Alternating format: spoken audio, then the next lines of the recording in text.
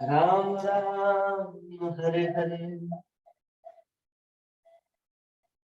ओम नमो भगवते वासुदेवाय।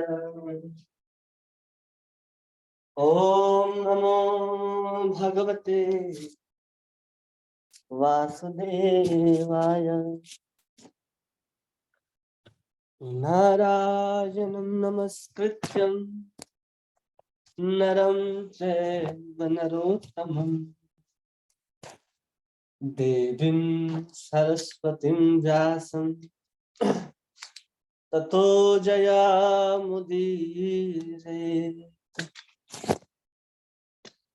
नष्टप्रायेषु भद्रेषु नित्यं भागवत सेवया भगवती उत्तम श्लोके भक्तिर्भवति नैष्ठिके। कृष्णाय वासुदेवाय देवकी नंदनाय च नंद गोप कुमाराय गोविंदाय नमो नमः। गोविंदाय नमो नमः। ओम अज्ञानतिमिरान्धस्य ज्ञानाञ्जनशलाकया चक्षुर्मृतं येन तस्मै श्री गुरुवे नमः। श्री चैतन्य मनोभीष्टं स्थापितं येन भूतले स्वयं रूप कदा मह्यं ददाति स्वपदान्तिकं। वन्देऽहं श्रीगुरो श्रीयुतापदकमलं श्रीगुरोन् वैष्णवांश्च। नमः विष्णुपादाय कृष्णपृष्ठाय भूतले श्रीमते भक्ति वेदांत स्वामिन् इति नामिने। नमस्ते सरस्वती देवे गौरवाणी चारिणे निर्विशेष शून्यवादी पाश्चात्य देश तारिणे। नमो महावदन्याय कृष्ण प्रेम प्रदायते कृष्णाय कृष्ण चैतन्य नामने गौरसे नमः। जय श्री कृष्ण चैतन्य प्रभु नित्यानंद श्री अद्वैत गदाधर श्रीवासादि गौर भक्त वृंद। हरे कृष्ण हरे हरे हरे राम राम राम हरे हरे। गुरुवे गौरचंद्राय राधिकाय तदालये कृष्णाय कृष्ण भक्ताय तद्भक्ताय नमो नमः। हरे कृष्णा। आप सभी भक्तों का इस भागवत संघ में बहुत बहुत स्वागत है, अभिनंदन है। आज भागवतम के पहले स्कंद के 5वें अध्याय के 15वें अध्याय और उसके आगे के श्लोकों को हम लोग समझने का प्रयास करेंगे कि भगवान नारद वेद व्यास जी को और किन किन वचनों को समझा रहे हैं, क्या समझाना चाहते हैं। जो हमने अभी तक देखा कि भगवान नारद जी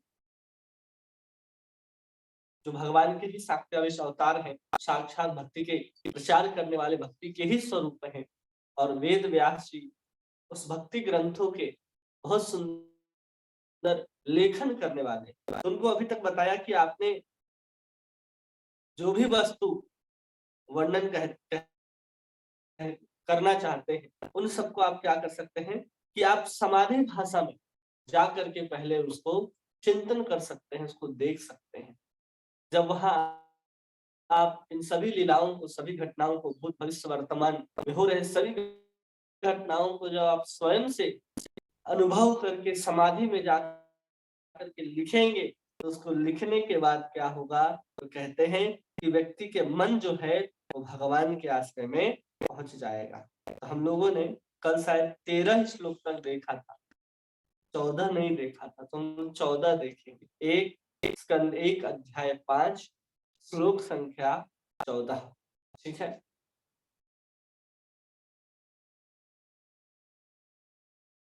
ततः अन्यथा कश्चिन् विविक्षतः पृथक् दृश तत्कृतः रूप नमाभिः न कर्हिचित् क्वापि च दुःस्थितः मतिः लभेत्वातः आहत नौ इवास्प्रादृशम्।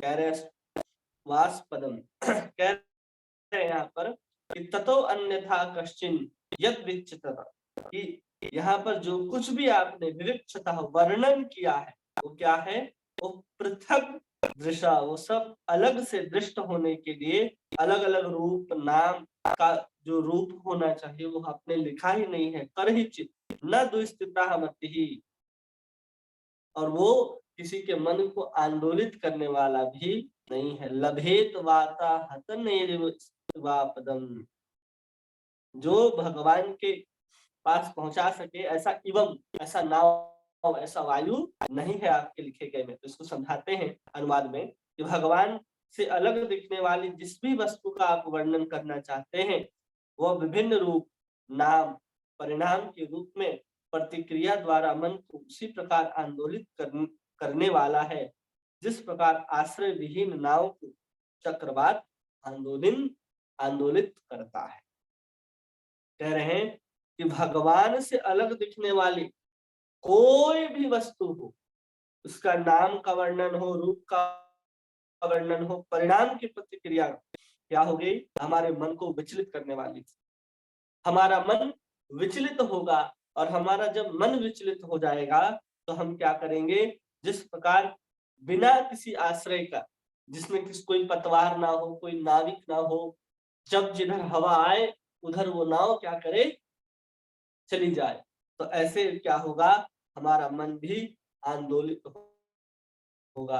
अगर हम भगवान कृष्ण के अतिरिक्त भगवान के लीला रूप गुण के अलावा जो कुछ भी लिखते हैं वो हमारे मन को अशांत करने वाला ही। सबका अनुभव होगा कि हम भगवान के चरण में जाते हैं, भगवान का नाम ग्रहण करने का जब अभ्यास करते हैं तो मन कितना छटपटाता है कि हमें नाम नहीं लेना है। तुरंत अलग अलग विषयों का, अलग अलग वस्तुओं का, अलग अलग कामनाओं का चिंतन आपके सामने ला करके, ताकि आप भगवान का नाम ठीक से न ले सकते। क्योंकि जब आप भगवान का नाम ले रहे होते हैं ना, उस समय मन को बहुत मार पड़ रही, मन को सजा मिल रहा होता है कि अरे अब तो हमें इधर उधर जाने का अवसर नहीं मिलेगा। जो हम कभी इस भोग के ऊपर, कभी उस भोग के ऊपर जाते थे, चिपकते थे, वैसा अवसर ही नहीं मिलने वाला है। तो मन छटपटा जाता है कि अरे ये तो नाम लेने के लिए बैठ गया, ये तो प्रयास पूर्वक नाम ले रहा है, इसकी मति में ये बात कहाँ से आई। तो मन इतना शक्तिशाली होता है कि तुरंत वो बगावत पर उतर जाता है कि नहीं, नाम नहीं लेना, भगवान की कथा नहीं सुननी है। जब कथा सुनोगे तो नींद आएगा, नाम जपोगे तो मन इधर उधर जाएगा। अब इस तरह की स्थिति को पैदा कौन करता है, स्वयं मन ही ला करके उस अवस्था में रखता है।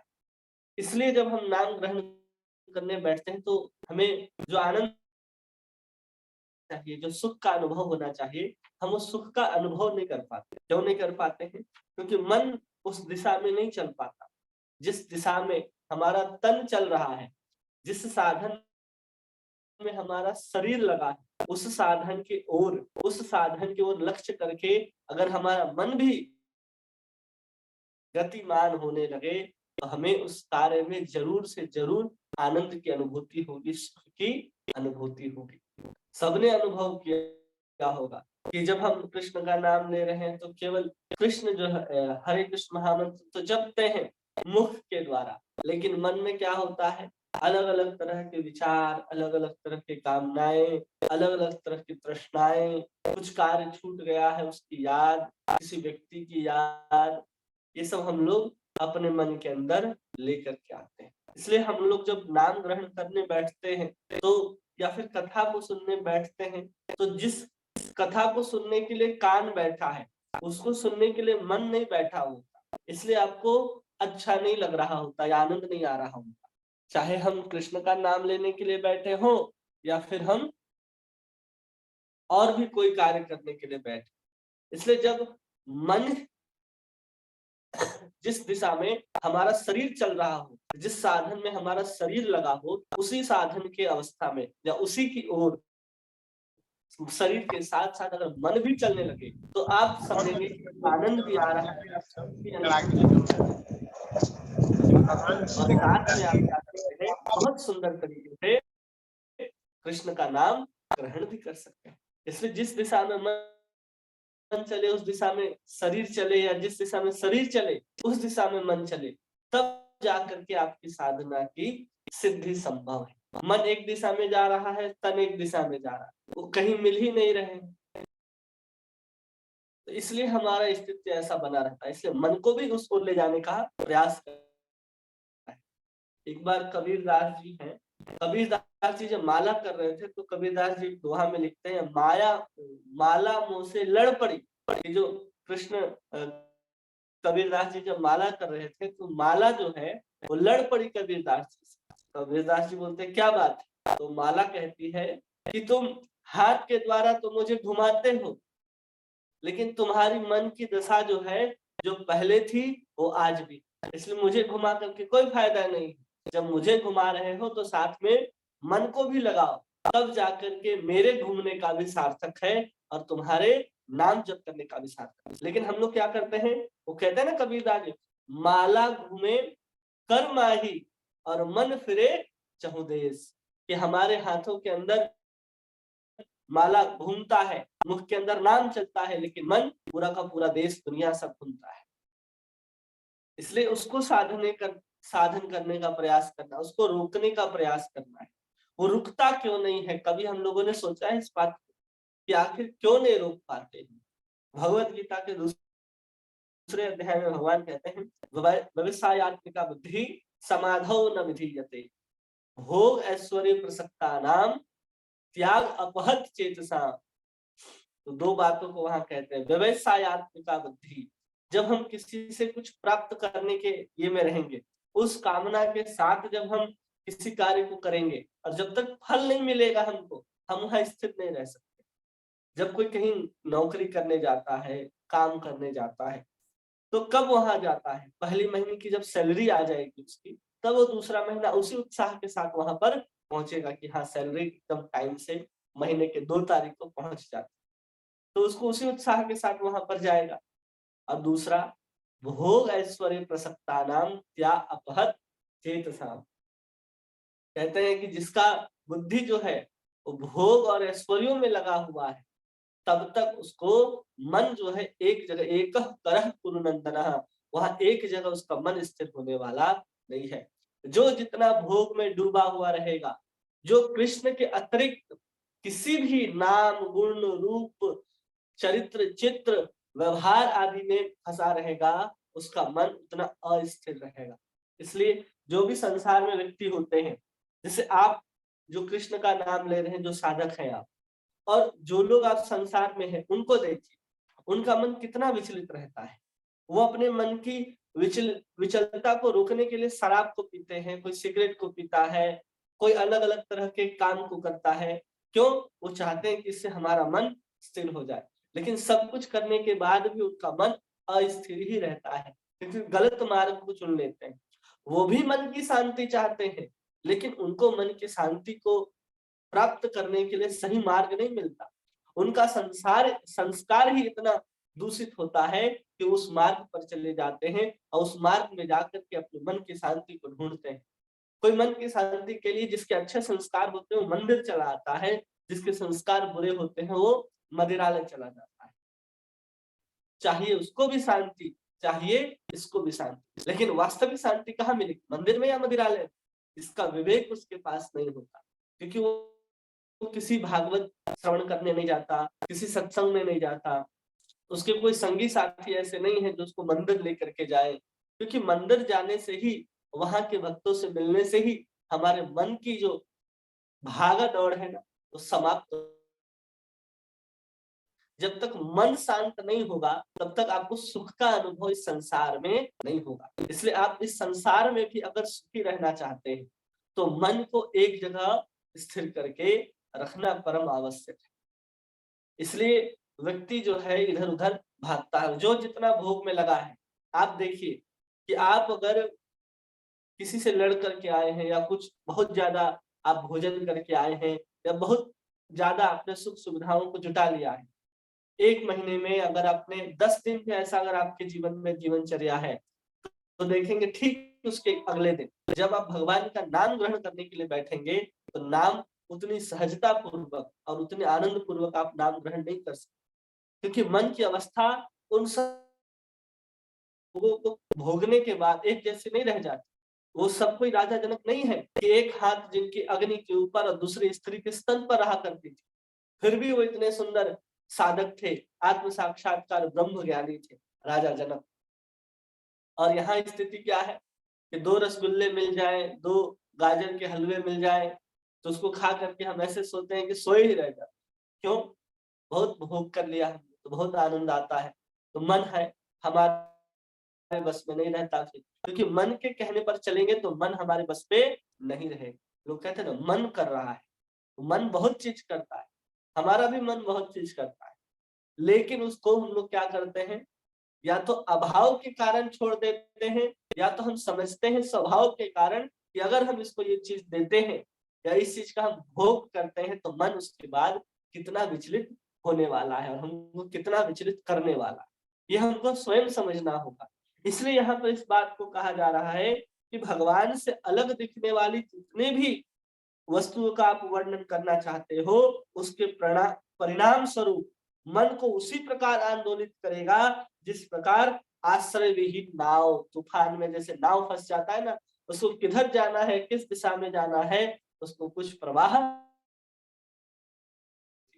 इसलिए अपने जीवन के उस भोगों को, भौतिक भोगों को, और कृष्ण के अतिरिक्त जो भी परिदृश्य आपके सामने आते हैं, आंख के माध्यम से, कान के माध्यम से, जीभ के माध्यम से, उन सबको आपको स्वयं नियंत्रण करना है। आंख आपकी है, जीभ आपकी है, कान आपका है, हाथ आपके, पाँव आपके हैं। कहाँ जाना है, क्या करना है, इसके लिए आप पूर्ण स्वतंत्र हैं। लेकिन संस्कारवश अगर आपसे ऐसा होते रहता है, बार बार होता है, तो उसके लिए भी भगवान कहते हैं कि अगर उसमें हम इस बुद्धि को लगाएंगे कि हमें ये चीज नहीं भोगना है, अभ्यास और वैराग्य की बुद्धि वहां पर जगाना है कि हम उस चीज को नहीं भोग रहे हैं, दृष्टा के माध्यम से अगर देखने लग जाएंगे तो मन जो है स्वतः वहां से हट जाएगा। क्यों? शरीर जहां पर जा रहा है, मन अगर वहां नहीं जा रहा है तो समझ जाइए आप उससे बच सकते हैं।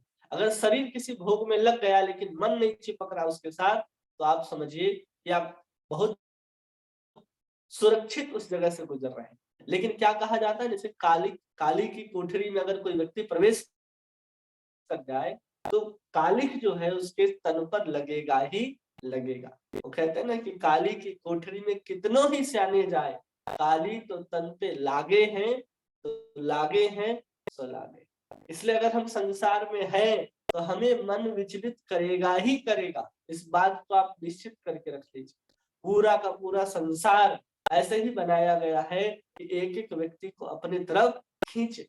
एक बार एक राजा, वो अपने राज्य पे ये घोषणा करता है कि जो वहां से चल करके बहुत सुंदर सुंदर राज्य मार्ग बनाए जाएंगे और उसमें से जो चल करके मेरे सिंहासन तक पहुंच जाएगा, उसको हम आधा राज्य को देंगे।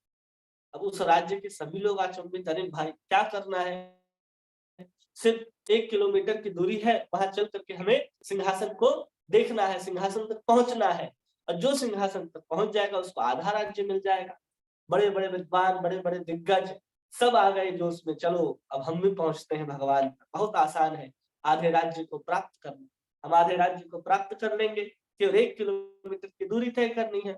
अब सब लोग आए, बड़े बड़े लोग पहुंचे वहां पर, कोई बुद्धिमान था, कोई बहुत बड़ा स्नातक था, कोई ब्राह्मण था, ऐसे सुंदर सुंदर प्रज्ञावान लोग वहां पर पहुंचे, और सब अपनी बुद्धि के कारण अचंभित थे कि राजा कितना बेवकूफ है, सिर्फ 1 किलोमीटर की दूरी तय करना, हम तो सैकड़ों किलोमीटर चल करके आए हैं इसमें भाग लेने के।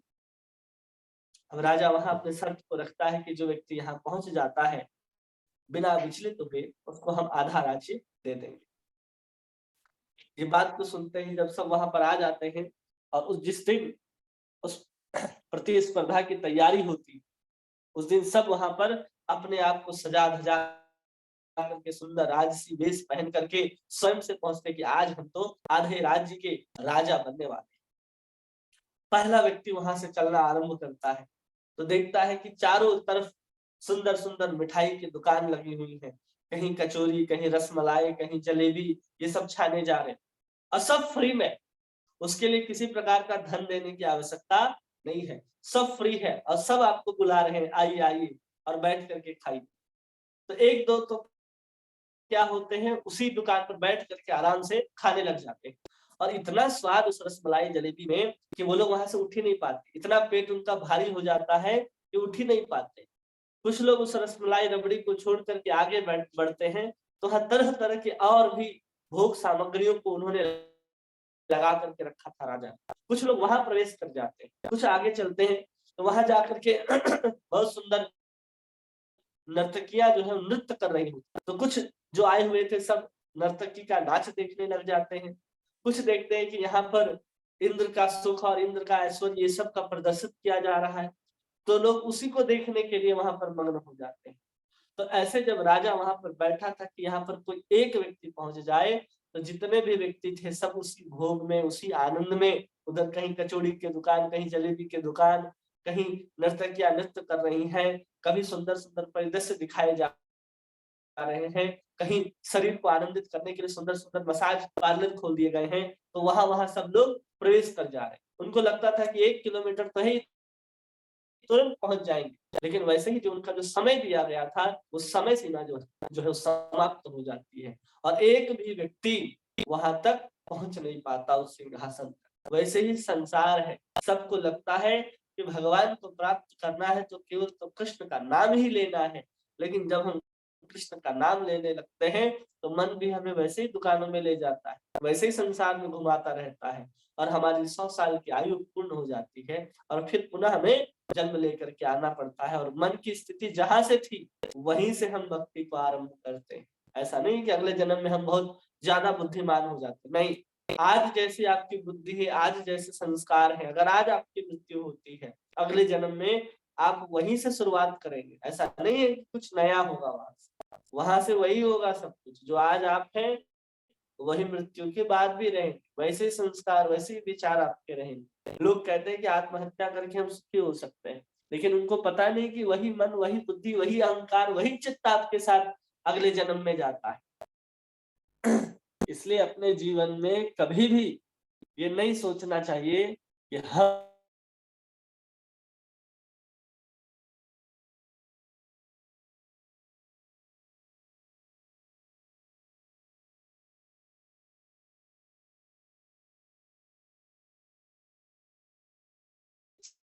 सही करते हैं, अपने मन को नहीं साधते हैं। भगवान कहते हैं 6ठे अध्याय में कि मन को जिसने साध लिया उसके लिए मित्र है, और जिसने मन को मित्र नहीं बनाया उसके लिए संसार क्या है, बंधन का कारण है। क्योंकि मन ही तो चेष्टाओं को पकड़ता है, मन ही तो क्रियाओं को आनंद लेता है। सब कुछ करने वाला कौन है? मन ही है, जो संसार में इधर उधर सब जगह आ रहा है। मन के अंदर ही सब विचार आते हैं, मन ही आनंदित होता है, मन ही दुखी होता है और हमें लगता है कि हम हो रहे हैं। जैसे सिनेमा हॉल में हम लोग जाते हैं तो किसी हीरो को कुछ हो गया तो जितने पुरुष हैं वो लोग रोते हैं, किसी हीरोइन को कुछ हो गया तो महिलाएं लोग वहां पर रोती हैं, सीरियल देख करके किसी को कुछ हो गया तो ये सब क्यों होता है?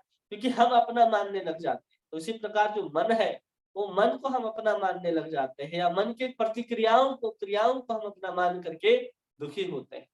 वास्तव में मन को शुद्ध करना है, अगर हम शुद्ध करेंगे तो ही ये संसार को छोड़ेगा, नहीं तो संसार को छोड़ने वाला नहीं है। अभी तक हमारा जो मन है वो कौवे के समान बना हुआ है।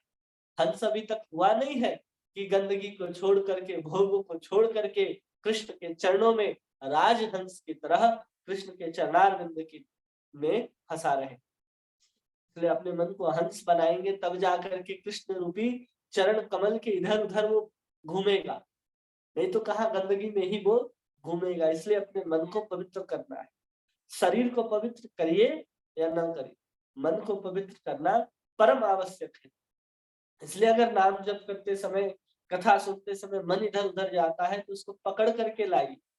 आपके कान को शुद्ध करेगा हमारी कथा और भागवत की कथा, ये तो हो सकता है, लेकिन मन को शुद्ध कौन करेगा? जब आप मन को पकड़ करके बैठेंगे तब ना, ऐसे तो नहीं होगा। जैसे कई लोग मुंडन कराने जाते होंगे अपने छोटे बच्चे, तो उन लोग देखते हैं छोटा बच्चा हमेशा इधर उधर भागता रहता है, तो जो मुंडन करने वाला जो नाई होता है वो कैसे उसके बाल को उतारे?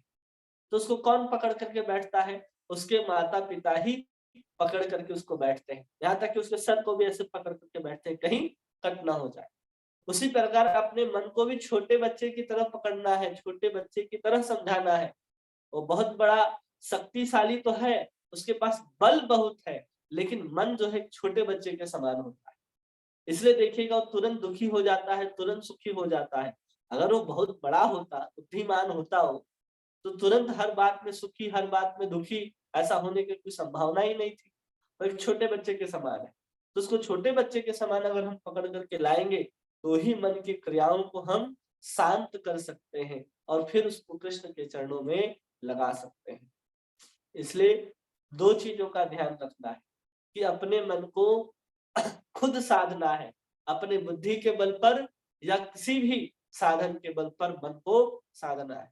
और दूसरा, अगर आप साधने में असमर्थ हो रहे हैं, तो अपने भोग ऐश्वर्य को जो है, उस चीज़ को धीरे-धीरे कम करने का प्रयास कीजिए। आप अगर 8 रोटी खाते हैं, तो 4 ही रोटी खाइए। भरा हुआ पेट भी रहेगा ना, तो मन विचलित ही रहेगा, मन अशांत हो जाएगा। इसलिए कभी भी पेट भर भोजन मत कीजिए। जब आपको नाम जप करना है या फिर खाली पेट ही नाम जप करिए, बहुत अच्छा होगा। अगर आप प्रसाद ले लेंगे, भोजन ले लेंगे, नाम जप अच्छा नहीं होगा। लोगों को लगता है कि अरे भूख लग रहा है, भूख लग रहा है, भूख ऐसा लगता है, क्योंकि आपको नाम जप से उठाना चाहता है। जैसे ही पेट भर जाए, तो देखिए मन एकदम स्थिर हो जाएगा, वो सोने के लिए चाहे, तो अपने हिसाब से वो चलाएगा। इसलिए अच्छा है कि वो जो चाहता है, उसकी मात्रा से उसको कम दिया जाए। जो कुछ भी चाहता है, तब जाकर के मन उस क्रिया से, उस भाव से हटेगा, क्योंकि उसको पता चल रहा है कि यहाँ अब हमें प्राप्त हो नहीं रहा है, तब मन आपके वश में आएगा। धीरे-धीरे आपकी बात को सुनेगा। इसी बात को इस श्लोक में समझाने का प्रयास कर रहे हैं वेद व्यास जी को नारद जी। हम संसारी जीवों का हाल क्या है, उसका वर्णन यहाँ पर करते हैं। आगे तात्पर्य में प्रभुपाद समझा रहे हैं कि श्रील वेद व्यास वैदिक साहित्य के समस्त वर्णनों के संपादक हैं। अतः उन्होंने अनेक प्रकारों से दिव्य अनुभूति का वर्णन किया है, यथा सकाम कर्म, मीमांसा, योग शक्ति तथा भक्ति। इसके अतिरिक्त उन्होंने विविध पुराणों में अनेक देवताओं के विभिन्न रूपों तथा नामों से पूजा की संस्तुति भी की है। इसका परिणाम यह हुआ कि जन सामान्य भ्रांत है कि वो भगवान की सेवा में अपना मन किस प्रकार से स्थित करे। क्या क्या लिख दिया गया? सकाम कर्म लिखा गया, मीमांसा लिख दी गई, योग शक्तियों के बारे में लिख दिया गया, भक्ति के बारे में लिख दिया गया, अलग अलग देवी देवताओं के पूजा की संस्तुति की गई। तो लोग भ्रमित हो गए कि अरे हम कहाँ जाएंगे, इनकी भी सेवा करने की, इनकी भी पूजा करने की यहाँ पर बात कही जा रही है, तो हम किनकी पूजा करें? शिव की करें, नारायण की करें, कि दुर्गा जी की करें, कि गणेश जी की करें? तो ये सब लोग क्या हो गए? भ्रांत हो गए। वे आत्म साक्षात्कार के सत्य को मार्ग को ढूंढने हेतु सदा भ्रांत रहते हैं। कोई कहता है कि ये प्रभु जी ये अलग बताते, वो वहां जाते हैं तो वो लोग कुछ और अलग बताते हैं, तो हमेशा भ्रांत रहते हैं, समझ में नहीं आता कि क्या सही है और क्या गलत है। नारद मुनि श्रील वेद व्यास द्वारा संकलित किए गए वैदिक साहित्य की इस त्रुटि पर विशेष बल दे रहे हैं, विशेष बल दे रहे हैं कि जो आपने लिखा है, शिव पुराण लिखा तो भगवान शिव है, गणेश पुराण लिखा तो भगवान गणेश ही परम हो गए, ब्रह्म पुराण लिखा तो ब्रह्मा जी परम हो गए। जो पुराण लिखते आप उन्हीं को परम घोषित कर देते हैं। तो इन ऐसे लोगों को क्या हो रहा है? भ्रांतियां हो रही, लोग संशय में पड़ जा रहे हैं कि क्या करें। बहुत असमंजस का माहौल बन गया पूरे संसार। कोई अपने भगवान को लेकर के पहुंच जा रहा है कि ये भगवान परम है, तो ये भगवान परम है। तो लोगों को समझ में ही नहीं आ रहा है कि आखिर सब में प्रमुख कौन है। सब तो उन्हीं के विस्तार है, लेकिन सब में प्रमुख कौन है, ये लोगों को समझ में नहीं आ रहा है। वे प्रत्येक वस्तु को केवल परम भगवान के संबंध में वर्णन करने हेतु कर रहे हैं। जो भी वस्तु है इस संसार में, उन सबको किसके संबंध में वर्णन करना है? परम भगवान के संबंध में वर्णन करना है, किसी अन्य के संबंध में नहीं। जैसे हम कहते हैं ना कि हम जो कार्य करते हैं, वो कार्य किसके द्वारा होती है? प्रकृति के द्वारा। और प्रकृति किसके वश में है? प्रकृति का स्वरूप क्या है? तो माँ दुर्गा जो है वो प्रकृति का ही स्वरूप है। तो प्रकृति भी अंत में किसके अधीन में काम करती है? भगवान कृष्ण के अधीन में। तो भगवत गीता में हम लोग पढ़ते हैं ना कि जो प्रकृति मया दक्षेण प्रकृति सूयते सचराचरम, कि मेरे अध्यक्षता में वो प्रकृति कार्य करती है। कैसे भगवान ने इस प्रकृति को भी अपने संबंध में ले लिया। वैसे ही यहाँ वेद व्यास जी को कहा जा रहा है कि संसार में जो कुछ भी है उस सब को भगवान के संबंध में वर्णन कीजिए। भगवान विभिन्न विस्तार अंश के रूप में प्रकट होते हैं। वे पूर्ण वृक्ष के मूल हैं। कोई भी वृक्ष है तो उसके मूल के रूप में कोई बीज होता है, जड़ होता है, तब जाकर के उसके ऊपर तना आती है, शाखाएं आते हैं, पत्ते आते हैं, पुष्प आते हैं, फल आदि आते हैं। तो वैसे ही जितने भी भगवान के कृष्ण के अतिरिक्त जो कुछ भी अवतार है, जो कुछ भी आपको दिखाई देते हैं, वो भगवान के स्वांश है, कला है, या इस तरह के जो अवतार हमने 6 प्रकार के अवतार बताए वो उन तरह के सब अवतार है। लेकिन मूल में कौन है? मूल में केवल और केवल भगवान श्री कृष्ण ही है। ये सब हम लोगों को पता है। वे संपूर्ण शरीर के मानो उदर है। जड़ में डालना ही वृक्ष को सींचने की सही विधि है। ठीक उसी प्रकार पेट भरने से शरीर के सभी अंगों को शक्ति मिल जाती है। जैसे हमारे पेट को भरना है तो हम अपने पेट को कैसे भरेंगे? केवल हम उसमें भोजन डालेंगे तो हमारा पेट भर जाएगा। अलग से हाथ को, अलग से जीव आदि को खिलाने की आवश्यकता नहीं है। किसी पेड़ को अगर सिंचन करना है तो उसके जड़ में अगर हम पानी को डालेंगे तो किसी सब पत्ते, सब शाखों तक पहुंच जाएगा वो पानी। अलग से हमें अलग से पत्ते को देने की आवश्यकता भी नहीं है। और अलग से अगर आप पत्ते को पानी देते रहे और जड़ को पानी न दे तो वृक्ष एक दिन सूख जाएगा। अगर आप पेट में भोजन न डाले मुख के द्वारा, सीधे आप चाहें कि हमारा हाथ कमजोर है, हाथ को भोजन कराते रहिए। आप दिन भर दाल चावल सब्जी में अपने हाथ को डाल करके रखिए, फिर देखिए एक दिन हाथ सड़ जाए लेकिन उसमें बल नहीं आए। उसी को यहाँ भगवान समझा रहे प्रभुपाद। ठीक उसी प्रकार पेट भरने से शरीर के सभी अंगों को शक्ति मिल जाती है। इसलिए श्रील वेद व्यास को भी चाहिए था कि भागवत पुराण के अतिरिक्त अन्य किसी पुराण का संकलन न कर। वो कह रहे हैं कि केवल अगर भागवत पुराण का ही संकलन करते, बाकी 17 पुराणों को नहीं भी लिखते, क्योंकि उसमें रंच मात्र विचलन से आत्म साक्षात्कार में बड़ा उपद्रव हो सकता है। अलग अलग चीजें मिलती है ना मन को, कि उस पुराण में ये लिखा, उस पुराण में ये मिला, तो मन भ्रमित होता रहता है, मन छटपटाता रहता है, अरे वैसा है वैसा है, एक जगह रह नहीं पाता है। एक जगह रह नहीं पाता है तो यही आत्म साक्षात्कार में सबसे बड़ा उपद्रव हो सकता है। यदि रंच मात्र विचलन से ऐसा उपद्रव हो सकता है तो परम सत्य भगवान से पृथक विचारों के जानबूझकर किए गए विस्तार के विषय में कहा ही क्या जाए। केवल इस विचार से मन उपद्रव हो सकता है कि अन्य अन्य जो देवी देवता हैं उनके पास जाकर के भी आप पूर्ण रूप से आत्म साक्षात्कार नहीं कर सकते। उसी बात को कहा जा रहा है कि भगवान के अतिरिक्त जो पृथक विचार है उसको अगर जानबूझ करके अगर विस्तार किया जाए तो सोचिए मन को कितना उपद्रव हो। देवी देवताओं के पास जाकर के तो थोड़ा मन जो है वो स्थिर होता है, एकाग्र होता है। लेकिन उनके अलावा भी जो बहुत सारे पुराणों में अंकित किए गए हैं अलग अलग भोगों के बारे में, यहाँ ऐसी अप्सराएं हैं, यहाँ ऐसा भोग है, स्वर्ग में ऐसा है, नंदन कानन में ऐसा है, ऊपर ब्रह्मलोक में ऐसा है, ऐसे सब भोग अलग अलग वर्णन किए गए हैं। तो सब उन भोगों को सुन करके, उनको पढ़ करके उनके ऊपर आकर्षित होते रहते हैं। तो ये अच्छी बात नहीं है। तो वही प्रभुपाद समझा रहे हैं कि तो बहुत बड़ा कारण है उपद्रव होने का, कि भगवान के अलग जो कुछ भी वस्तुएं हैं उन सबका भी जानबूझ करके अगर विस्तार किया जाए तो देवताओं की पूजा का सबसे बड़ा दोष यह है कि उसमें सर्ववेद बहु देवतावाद का जन्म होता है, जिसकी परिणति अनेक धार्मिक संप्रदायों की उत्पत्ति होती है। अलग अलग देवी देवताओं की पूजा करने के कारण क्या होता है? सर्वदेववाद या बहुदेवतावाद की परिणति होती है और अलग अलग संप्रदाय फिर जन्म ले लेते हैं, जो भागवतम के उन सिद्धांतों की उन्नति के लिए घातक है। जो भागवतम के जो सिद्धांत है उनके उन्नति के लिए घातक है, जो दिव्य प्रेमा भक्ति द्वारा भगवान के नित्य संबंध में आत्म साक्षात्कार के लिए सही दिशा निर्देश करने वाले हैं। सही दिशा निर्देश केवल भागवत ही करता है, जो हमें आत्म साक्षात्कार कराते हुए भगवान की सेवा में भगवान के नित्य संबंध में हमें स्थापित करता है। वो केवल भागवत के ही सिद्धांत से ही संभव है। भागवत में लिखे गए वाक्यों द्वारा ही हम भगवान के उस सिद्धांतों को समझ सकते हैं और भगवान के शरणों में पहुंच सकते हैं। आगे कह रहे हैं कि बहुदेवतावादी का विचलित मन उद्देश्य के स्थिर न होने के कारण कभी भी आत्म साक्षात्कार की पूर्णता को प्राप्त नहीं कर पाते।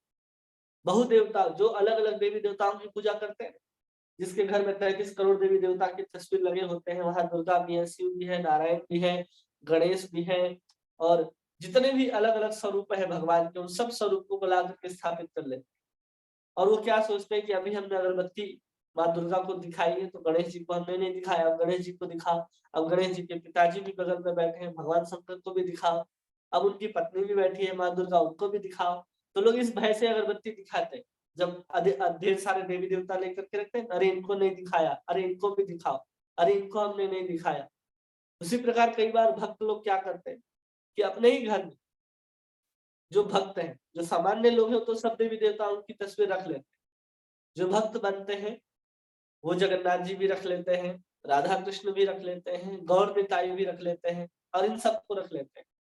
और इन सबको रखने के बाद उनको समझ में नहीं आता कि भोग किसको चढ़ाना है मुख्य रूप से।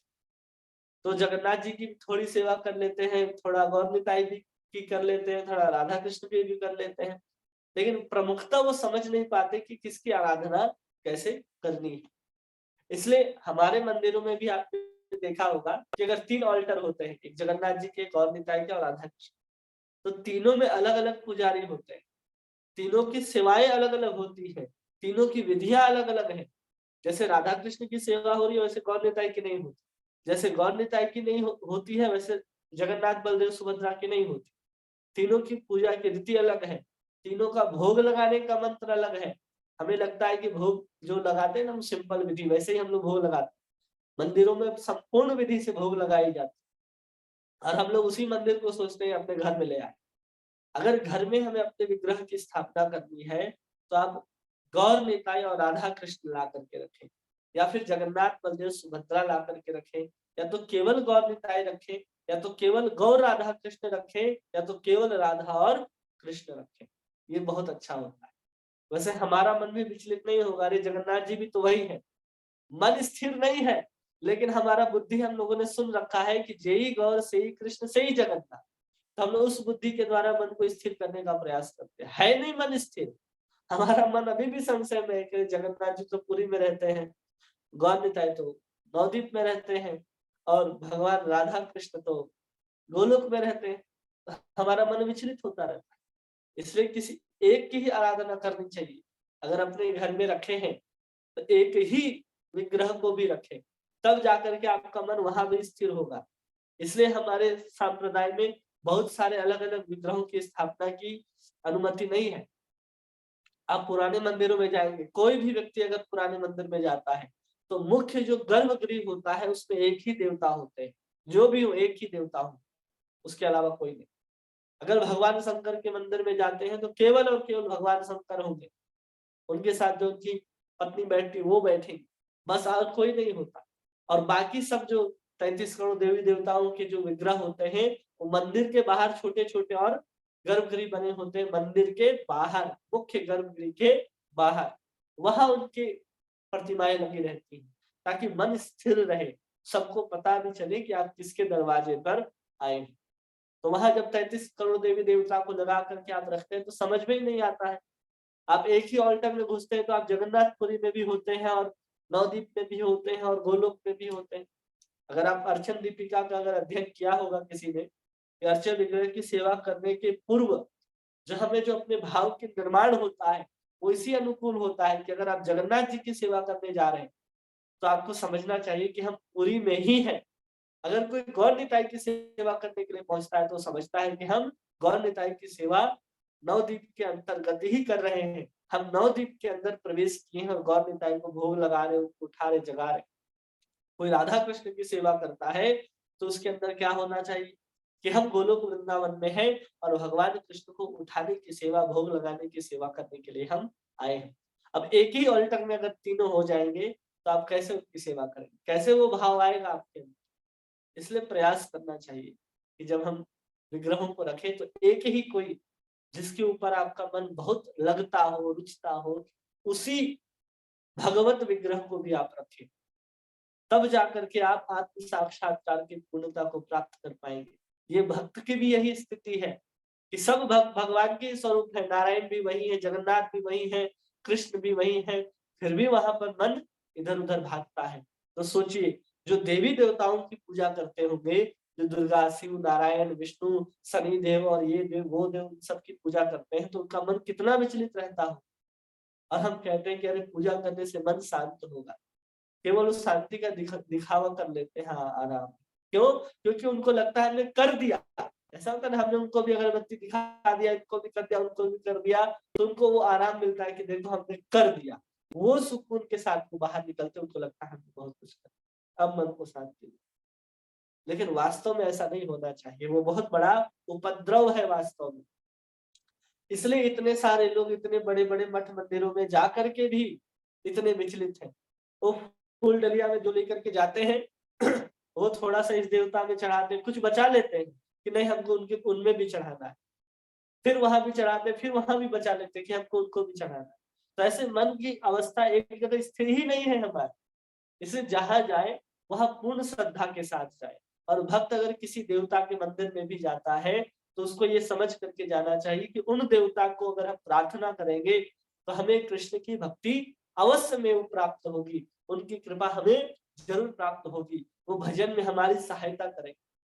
चाहे किसी भी देवता के मंदिर में चले जाए, चाहे भगवान शंकर हो, वैष्णवा नाम यथा संभव, बिना भगवान शंकर की कृपा के तो कुछ संभव ही नहीं है कि वो भगवान राम और कृष्ण की सेवा कर सके।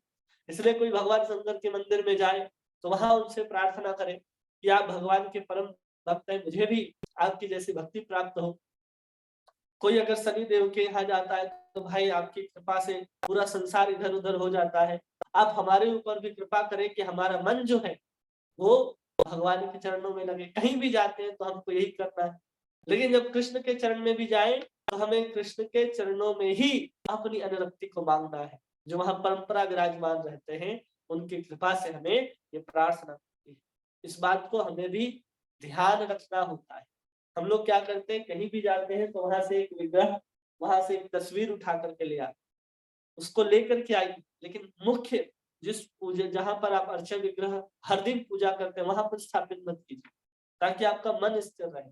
आप लेकर के आए हैं तो 2-4 दिन आपको भी मन करेगा उनको भी लगाए। लेकिन आप जब भोग की थाली रखते हैं तो कैसे बात चलेगी, कौन ग्रहण कर रहा है, गौर निताई खा रहे हैं कि राधा कृष्ण खा रहे हैं कि जगन्नाथ जी खा रहे हैं। और भोग में आप एक ही चीज रखते हैं, दाल चावल रोटी सब्जी, 2 सब्जी 1 मीठा, ऐसा कुछ रख देते हैं। अब उसमें आपको ध्यान रखना है कि राधा कृष्ण को क्या प्रिय है। आपको उनके प्रियता के अनुसार भोग लगाएंगे तो गौर निताई को फिर क्या प्रिय है, अब उनके हिसाब से लगाएंगे तो जगन्नाथ जी को क्या प्रिय है।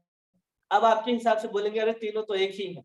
तो जैसे ही आप ये भाव ले आएंगे कि तीनों तो एक ही है, तो उससे आपकी जो भक्ति की पूर्णता होनी है वो रुक जाएगी।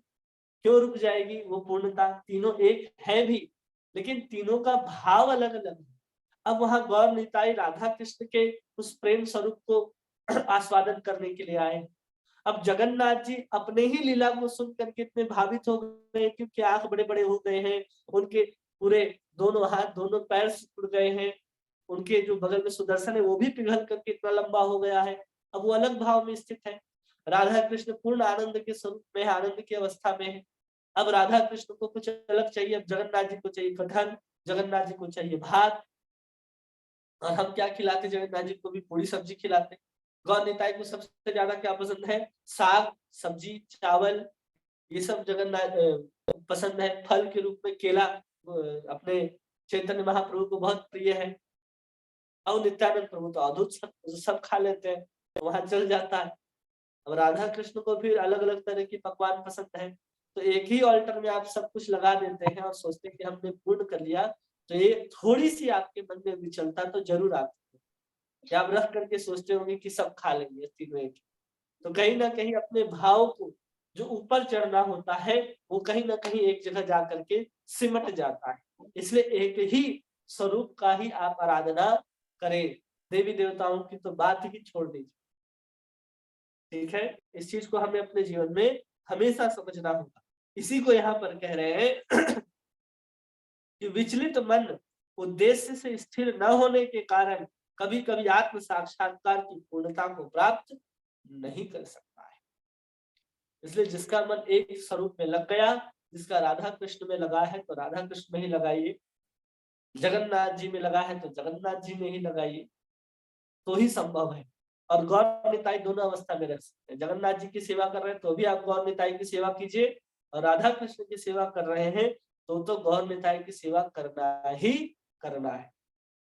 और इस बात को ध्यान रखिए कि अगर आप विग्रह रखे हैं तो उनके लिए भोग भी वैसा ही बनना चाहिए, ताकि आपके अंदर भाव रहे कि हम गौर निताई को भोग लगा रहे हैं तो उनके लिए, ये राधा कृष्ण के लिए भोग लगा रहे हैं तो उनके लिए। अगर आपने अपने अल्टर में अगर केवल तस्वीर लगा रखे हैं तब तो कोई समस्या नहीं, तब तो जब आपको जैसी रुचि हो वैसे भोग लगा सकते हैं, वहां पर किसी प्रकार का दोष नहीं लगता है। लेकिन जब आप विग्रह रख लेते हैं तो उन विग्रह में साक्षात भगवान उपस्थित रहते हैं, और जब तस्वीर होते हैं उसमें भी भगवान उपस्थित है, लेकिन उसमें जो शास्त्रों का नियम जो है, दोष जो है बहुत कम हो जाता है। विग्रह रखें, आपको हर दिन स्नान करना है, 2 समय आरती करनी है, लेकिन आप जब तस्वीर रखें तो अगर आप आरती ना भी करें, भोग ना भी लगाएं, तो भी आपके मानसिक सेवा के द्वारा वहां स्वीकार कर ली जाएगी। लेकिन आप विग्रह रख लेंगे और फिर कहेंगे हम मानसिक सेवा करते हैं, तो ऐसा नहीं चलता। जब आप विग्रह रखे हैं तो आपको पूर्ण रूप से सेवा करना ही पड़ेगा। ठीक है, किन्हीं का कोई प्रश्न है जो पूछना चाहते हैं इससे संबंधित?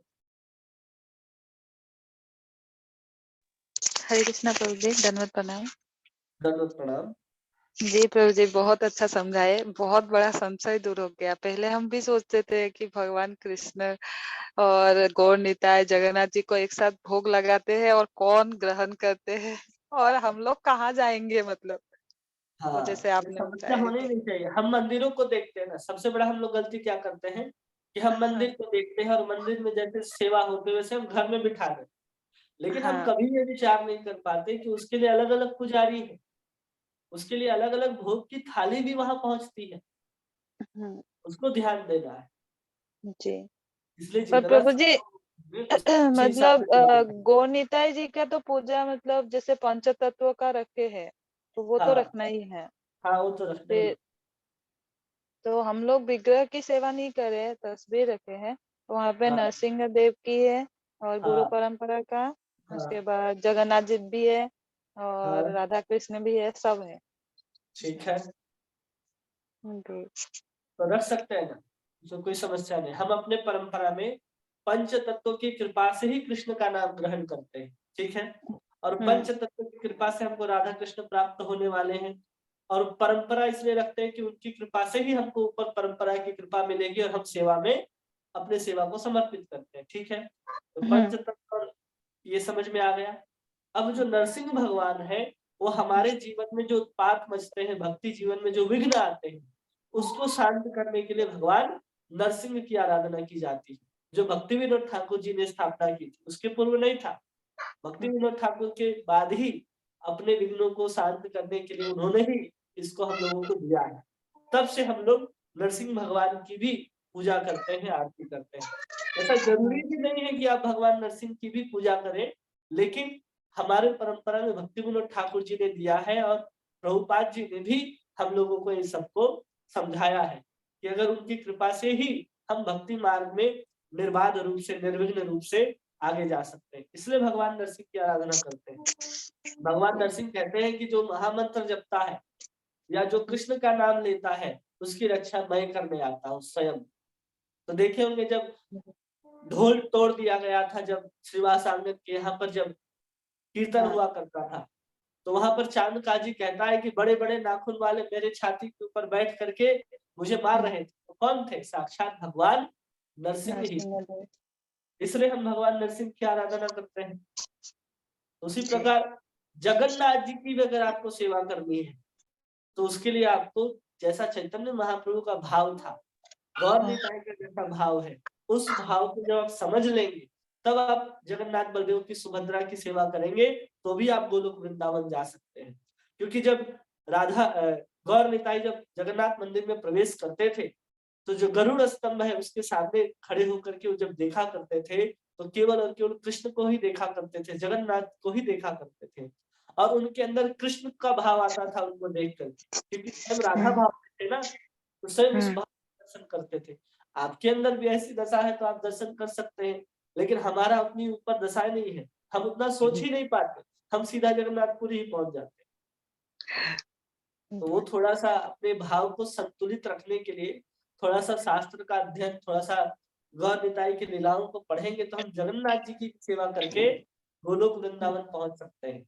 लेकिन इस बात को ध्यान रखना है कि हम जगन्नाथ जी को जगन्नाथ जी के रूप में ना देख करके, जैसे हमारे चैतन्य महाप्रभु देख रहे हैं कि हमारे तो प्रीतम है और कभी वहाँ से निकल कर के नहीं आते हैं। उनके आँख से आँसू की धारा गिरती थी। जी, मेरे सुंदर यहाँ पर जगन्नाथ जी जो है हमारे कृष्ण ही हैं, जो हमारे ही ब्रज लीला को सुन करके उन्होंने अपना हाल ऐसा कर लिया है। सब पिघल गए हैं, इस भाव दशा में वहाँ पर चैतन्य महाप्रभु खड़े होकर के रो रहे हैं। तो जब तक जी, इस चीज़ों को हम नहीं समझेंगे, उस सूक्ष्मता के भाव को समझना है और उसकी सूक्ष्मता को भी समझना है। सिर्फ बाहर-बाहर से नहीं समझना है कि हम कह दिए कि पुरी में है, तो हम गोलोक वृंदावन नहीं जा पाएँगे, ऐसा नहीं। संसार में कहीं भी है, हमारा भाव जैसा होगा, हम उसी के अनुरूप धाम को प्राप्त करेंगे। इस चीज़ को ध्यान रखना है। अगर जी, हमारा रुक्मिणी और कृष्ण के प्रति भाव आता है तो द्वारिका पहुँच जाएँगे। हमारा अगर भाव आता है मथुराधीश कृष्ण का तो मथुरा पहुँच जाएँगे और हमारा भाव आता है राधा कांत के प्रिय प्रति, तो हम फिर गोलोक वृंदावन पहुँचेंगे। तो ऐसा भाव के ऊपर निर्भर करता है। इसलिए भाव साम्राज्य को स्थिर करना है। पहले तो हमारा मन ही स्थिर नहीं है, तो हम अपने भाव को कैसे स्थापित करेंगे, ये सोचना है। इसलिए प्रभुपाद जी ने कहा कि पहले मन को नियंत्रित करो, जो कह रहे हो महामंत्र वो कान से सुनो, बाद में भाव को लगाओ। इसलिए पूरी की पूरी बात यहाँ पर नारद जी समझा रहे हैं वेद व्यास जी को कि आपने इतना सारा सब कुछ लिख दिया वेद में, पुराण में, कोई उधर भाग रहा है, कोई उधर भाग रहा है, कोई उधर भाग रहा है, एक जगह मन तो है नहीं लगा। तो उसके संबंधित में जो-जो बातें थी वो सब प्रभुपाद जी ने यहाँ लिख करके समझाई है। इसलिए उन्होंने एक उदाहरण दिया पेट का और शरीर का, वृक्ष का और जड़ का। इसी तरह मूल जो है वो कृष्ण है। इस चीज़ को ध्यान में रखना है और उनकी सेवा से ही सबकी सेवा हो जाएगी। इसलिए जब हम कृष्ण की सेवा करेंगे तो गौर निताई की भी हो जाएगी और जगन्नाथ जी की भी हो जाएगी। अगर हम जगन्नाथ जी की करेंगे तो कृष्ण की भी हो जाएगी। दोनों में अभेद है, लेकिन भाव को ध्यान रखना है। भाव साम्राज्य में भाव को ज़रूर ध्यान रखना है। लेकिन केवल जी, भाव-भाव ही नहीं करना है, क्रिया को भी समझना है। कि हम भावना कर रहे हैं कि मटर की सब्जी लगा कर के नहीं, ये कटहल की सब्जी, ऐसे नहीं होता। जब सेवा है, क्रिया में उसको भी उसके अनुकूल ही होना चाहिए। जी, ठीक है? जी, प्रभु जी बहुत-बहुत धन्यवाद। और प्रभु जी, और एक जो कहानी आप बोले ना कि राजा का सिंहासन का जो कहानी था, तो वहाँ पे हाँ, जैसे मन विचलित हो जाता है ना सभी का, तो हाँ, हम लोगों का भी सेम ही है ना, हम लोग का गोल तो हम लोग को पता है कि भगवान के हाँ, धाम जाना तो है, सेम वैसे ही हो पर रहा है ना। हाँ, हाँ, सेम है, हाँ। बहुत अच्छा लगा वो वाला भी। पहले हम भी सोचते थे ना ऐसा कि इस बार तो नहीं होगा शायद भक्ति, तो अगली बार ज़रूर करेंगे, अगला जब जन्म होगा। तो आज आपने वो बात भी बताई कि कैसे हम लोग अगले जन्म में भी वही मूर्ख के मूर्ख ही रहेंगे ना, जैसे कि अभी है। तो आज बहुत-बहुत नहीं धन्यवाद रहेगी प्रभु। आप कल रहेंगे, इसलिए आज से शुरुआत होना चाहिए। हाँ, भक्ति की जिस अवस्था पे आप रुकेंगे उसी अवस्था से ही आरंभ होगा। इसलिए अपने आप हाँ, को वो आगे बढ़ाने का प्रयास कीजिए। तो उस बात को मतलब ऐसे ही सोचते हैं ना, पूरा ढीला देते हैं भक्ति में कि हाँ, चलो इस बार तो नहीं हुआ, अगले जन्म में ज़रूर करेंगे। को नहीं होगा ऐसा, इस बार ही अगले करना है जन्म हम में लोग को। कृपा मिलेगी नहीं मिलेगी कौन जानता है। जी। इसलिए अगले जन्म में 84 लाख योनि में भटकना पड़े तो हुँ, 2 बातें आपने याद रखने बोले हैं, खुद को साधना है, मन को अपना खुद को ही साधना है, और एक हाँ, बोले भोग ऐश्वर्य को कम करना है। हाँ। जी, धन्यवाद प्रभु जी। हरि बोल, हरे कृष्ण। हरे कृष्णा। और किन्हीं का कोई प्रश्न? हरे कृष्णा प्रभु जी, दंडवत प्रणाम। दंडवत प्रणाम। कैसे हैं प्रभु जी? बीमार लग रहे हैं आजकल प्रभु जी भी। बीमार नहीं है और सर्दी सर्दी रहता हाँ, है, सर्दी कोल्ड। ज्यादा रहता है। हरे कृष्णा प्रभु जी, हाँ आज आपने जो एक बात कही ना कि जो ये मन है ना, ये बड़ा चंचल है। हम हाँ। माला भी करते हैं, मुंह से हरे कृष्णा महामंत्र भी बोलते हैं, फिर भी मन ये ठहरता नहीं प्रभु जी, इधर उधर लगता रहता है, भटकता रहता है। और आपने ये भी बताया आगे कि इसको कैसे कंट्रोल करना है, किस तरह की साधना करनी है। पर मैं एक चीज शेयर करना चाहूंगी प्रभु जी यहाँ, कि पहले मेरा भी कभी मन ना ऐसे सारी बातें ना पूजा घर में बैठ के ही याद आती थी। ये लाना है, सब्जी लानी है, इसने ये कहा, उसने वो कहा, सब ना वहीं बैठ के होता था। पर अब प्रभु जी जैसे निरंतर अब सत्संग सुनते हैं, आप लोगों को सुनते हैं, तो कुछ परिवर्तन आया है। अब ये समझ मन अपने आप थोड़ा-थोड़ा स्थिर होने लगा है, समझने लगे हैं कि यहाँ किस लिए बैठे हैं। ये सब सोचने के लिए थोड़ी बैठे हैं यहाँ पर। हट अपने दिमाग पे ही एक मुँह पे ही एक चपड़ी लगा देते हैं कि छठ हट हटा। इस तो ये प्रभु जी थोड़ा परिवर्तन आया है।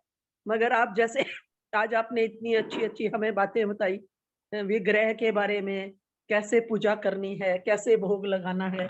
तो धीरे-धीरे प्रभु जी अगर इस तरह निरंतर सुनते रहेंगे तो शायद कोई परिवर्तन आ जाएगा प्रभु जी, ऐसा लगता है कि शायद कुछ आएगा, क्योंकि मुझे लगता है कि स्लाइटली चेंज आया है मेरी थिंकिंग में ना प्रभु जी, क्योंकि जैसे पहले भागवत है ना, वो सबके जीवन में चेंज लाती है। हाँ तो जी सबके प्रभु जी। किसी न किसी जीवन में किसी न किसी रूप में अगर आपके अंदर भी चेंज आ रहा है, तो सब कृपा है, वो भागवत की ही कृपा है। जी प्रभु जी। भागवत को निरंतर श्रवण करने का और उसको अपने जीवन में उतारने का प्रयास करना है।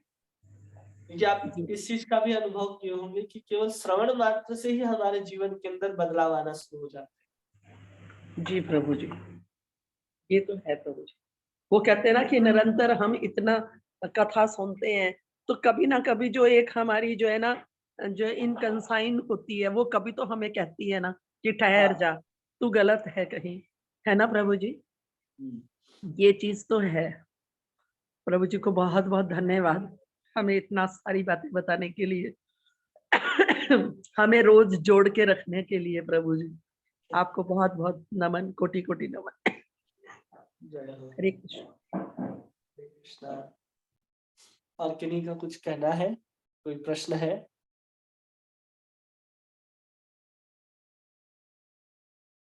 हरे कृष्ण प्रभु जी, दंडवत प्रणाम। धन्यवाद प्रभु जी।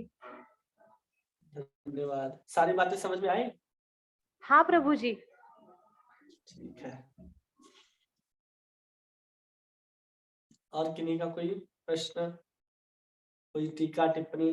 और एक सवाल हमारा भी है कि आज 11 बजे जो भक्त के ऊपर या फिर किसी वैष्णव आचार्य के ऊपर जो जीवन चरित्र के बारे में हम लोग थोड़ा सा चर्चा करने के लिए जो हम लोगों ने विचार किया था, 11 बजे उसका समय ठीक होगा या नहीं होगा हर संडे, ये बताइए। होगा तो अभी 2 घंटे बाद आपकी फिर से क्लास शुरू होगी। और या फिर 11 बजे से नहीं रखना चाहते हैं रविवार के दिन, तो कितने बजे से रखना चाहते हैं जिसमें सब लोग आए?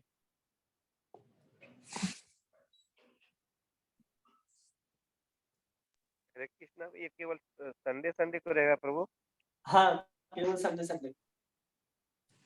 ठीक है, 11 बजे तो सब ठीक ही रहेगा प्रभु, क्योंकि जो इसका कार्यक्रम अपना रहेगा करके, और क्योंकि संडे को माता जी लोग को भी काम ज्यादा रहता है, बच्चे लोग को काम, हाँ, तो इसलिए हम वो पूछ रहे सब हैं कि काम क्या करके समय है। 11 बजे अच्छा रहेगा। तो प्रभु जी ने बताया। और कोई? मेरे लिए भी ठीक है प्रभु जी, टाइम आपके लिए भी ठीक है? जी। 11 बजे ठीक है प्रभु जी। 11 बजे ठीक है, 3 लोगों ने कहा। पद्मा माता जी? ठीक है प्रभु जी, 11 बजे ठीक है प्रभु जी। थोड़ा काम को निपटा लेंगे हम, 11 बजे तक ठीक है प्रभु जी। वो 1 ही घंटे का होगा। कोई भी एक आचार्य के विषय में हम देखेंगे। ऐसे भक्ति सिद्धांत सरस्वती ठाकुर का आविर्भाव कब है, ये तो देखा नहीं हमने अब तक। कल नहीं, ठीक है कल प्रभु। है प्रभु जी। कल या ना। हाँ, कल ही है तो ठीक है। अगर कल ही है तो तिरुवा। आप उन्हीं के बारे में कुछ आज चर्चा पढ़ेंगे। करने का प्रयास करेंगे। ठीक है प्रभु जी। प्रभु जी बेसिक मुझे इसके ऊपर कोई बुक का नाम है इसके ऊपर जिसमें हम सभी के बारे में पढ़ सकते हैं, सबके बारे में? सबके बारे में पढ़ सकते हैं ऐसा कोई बुक, वैसा कोई प्रॉपर बुक नहीं मिलता है, बहुत अलग अलग किताबें हैं, उसमें देखना पड़ता है उसको, या जी फिर जी कहीं से जो पढ़ा है, जैसे कि अभी भक्ति विकास महाराज ने उनके ऊपर एक बहुत सुंदर 2 वॉल्यूम में उन्होंने लिखा है, भक्ति सिद्धार्थ सरस्वती ठाकुर का चरित्र। तो उसमें केवल एक ही आचार्य का मिलता है, फिर भक्ति विनोद ठाकुर का पढ़ने के लिए अलग ग्रंथ है। वैसे एक जगह अभी तक संकलित करके नहीं मिलता है, खास करके हमारे मंदिर में भी नहीं है, और बाहर देखना पड़ेगा। ठीक प्रभु जी। ठीक, हरे बत प्रणाम प्रभु जी। दंडवत प्रणाम। हरे कृष्णा, दंडवत प्रणाम प्रभु जी। हरे कृष्णा, हरे दंडवत कृष्ण। प्रणाम। हरे कृष्णा, दंडवत प्रणाम प्रभु आज का जी। प्रभु जी, आज का जो क्लास रहेगा वो उसका भी आप भेजोगे ना यूट्यूब लिंक? यूट्यूब ये जूम का लिंक इसी लिंक पर होगा जिसमें आप मतलब ज्वाइन करते हैं। हाँ नहीं, मतलब अपन जैसे कभी छूट गया, अपन को कुछ काम है, बाहर गए, तो अपन बाद में हाँ, सुन सकते रिकॉर्डिंग हैं। होगा ना, उसका भी हाँ, रिकॉर्डिंग होगा। वही कभी कभार होता है ऐसा, तो फिर वो हाँ, सुन सकते हैं ना अपन। हाँ। हाँ। और कभी कभी ऐसा भी होता है कि हम भी संडे को घूमना चाहते हैं, इधर उधर जाना चाहते हैं, हम्म। हो सकता है वो क्लास फिर हम लोग साथ में कर लें। शाम को मंदिर जाना रहता है ना प्रभु जी, इसलिए। हाँ, संडे को तो ज्यादातर लोग मंदिर ही जाएंगे। हाँ, ठीक है ना, हम लोग वैसे ही प्रयास करेंगे। ठीक है। ठीक है प्रभु जी। हाँ। और किन्हीं का कोई प्रश्न, कोई परामर्श? नहीं, ठीक है। हरे कृष्ण प्रभु जी, जो भक्तमाल है उसमें किन किन मतलब कौन से आचार्यों के फिर के ये दिया है? उसमें चैतन्य